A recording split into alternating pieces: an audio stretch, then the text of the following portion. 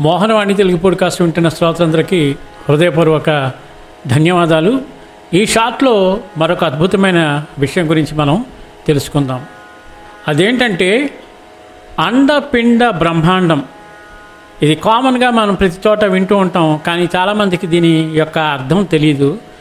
ఒక్కసారి దీని గురించి మనం తెలుసుకుందాం. అండపిండ బ్రహ్మాండం అనే పదబంధం మన భారతీయ తత్వశాస్త్రం, పురాణాలు, యోగా, వేదాంత సిద్ధాంతాల్లో కనిపిస్తుంది. దీన్ని విడమర్చి అర్థం చేసుకుందాం.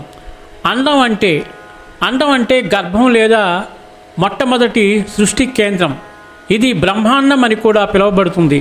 సృష్టి అంతా ఈ బ్రహ్మాండం నుండి ఉద్భవించిందని విశ్వాసం.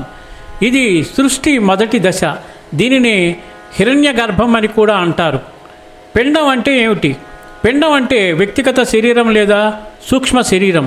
మన శరీరాన్ని చిన్న విశ్వంగా భావిస్తారు. పిండంలో పరమేశ్వరుడు ఉన్నాడు అనే భావన ఉంది. బ్రహ్మాండం అంటే ఏమిటి?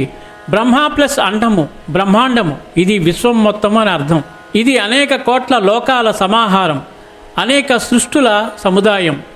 అండపిండ బ్రహ్మాండం అంటే విష్ణువు తన యోగమాయ వల్ల సృష్టించిన ఈ విశ్వాన్ని, బ్రహ్మాండాన్ని, వ్యక్తిగత శరీరాన్ని అంటే పిండాన్ని మరియు ఈ సృష్టి గర్భాన్ని అంటే అండాన్ని కలిపిన తత్వాన్ని అర్థం చేసుకునే దారిని సూచిస్తుంది. ఈ పద బంధం ద్వారా మనకు తెలియచేసేది ఏమిటంటే మానవుడు పిండం, విశ్వం బ్రహ్మాండం, మొదటి సృష్టి మూలం అండం. ఇవి అన్నీ ఒకే పరబ్రహ్మ తత్వానికి భాగాలు. అండం అంటే మూలం, పిండం వ్యక్తి, బ్రహ్మాండం సమిష్టి అనే అర్థం.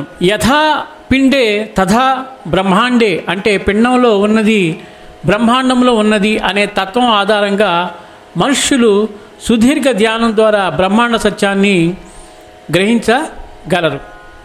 చాలా అద్భుతమైన విషయం అండి. నాకు కూడా తెలియదు. చాలా క్లియర్గా అండపిండ బ్రహ్మాండం యొక్క అర్థాన్ని తెలుసుకున్నాం కదా. ఇటువంటివైన అద్భుతమైన విషయాల్ని 10 మందికి షేర్ చేసి మన ఛానల్ని ఎంకరేజ్ చేస్తారని మనస్ఫూర్తిగా కోరుకుంటూ, సర్వేజన సుఖినో భవంతు, లోకా సమస్త సుఖినో భవంతు. ధన్యవాదాలు. స్వస్తి.